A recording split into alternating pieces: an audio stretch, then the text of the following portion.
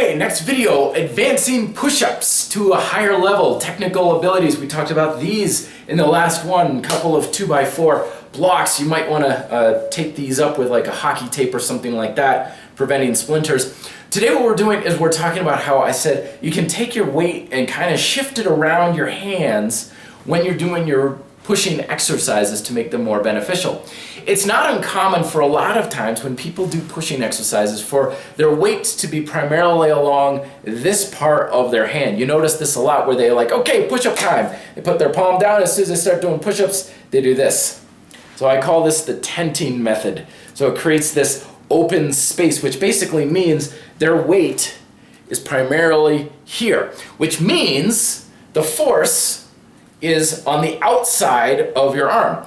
The beautiful thing is when we put more pressure on the inside of the palm, like right about here, we literally can change where the tension is in our entire upper body. It's a wonderful, wonderful exercise, the push-up in this regard.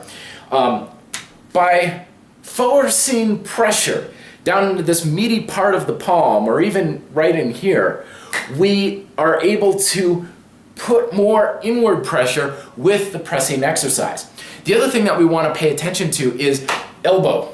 Okay, there's two things we want to pay attention with the elbow. One is the direction the elbow goes into. A lot of times people will be set up, they'll be like, okay, time to do push-ups. Their fingers are pointing this way and their elbow does this. Now look at my wrist. This creates this really funky angle, which again causes more of that tenting action with the wrist here. The tip that we want to always use is that the elbow wants to track in the same direction the fingers are pointing.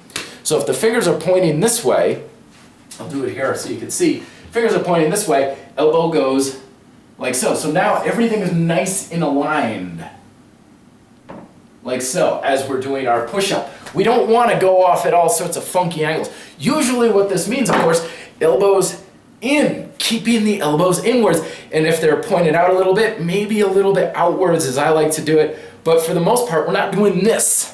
This sort of thing is wreaks havoc on your wrist, and it doesn't do very much for your shoulders or chest either. The other thing that we want to pay attention to with the elbow is rotation of the elbow. This is an amazing thing. We can take our elbow and rotate it even though the palm is flat. So my elbow orientation is down, and it can stick outwards. You know those rotating push-up handles and stuff? That's to supposedly facilitate this, but as you can see, the arm, the humerus and everything can rotate without the hand rotating. So when I do my push-ups, I will have, you know, things in line. I know it's hard to see, like so, but as I push up, I will rotate my elbow so it's slightly pointing outwards. This is very much in line with a punch, right? So elbow is pointing down, I start to punch. Now look at my elbow orientation. It's going outwards, it's to my side, and then it comes in. So it comes in kind of an arcing motion, just ever so slight arcing motion. This is why all of my punches have gotten a hell of a lot stronger now, because I'm actually training that rotation in my elbow joint while I'm doing my push-ups. Play around with this. Very interesting, slight technological stuff, technique stuff that really can take your push-ups to the next level. Thoughts down below. Till then, be fit, live free.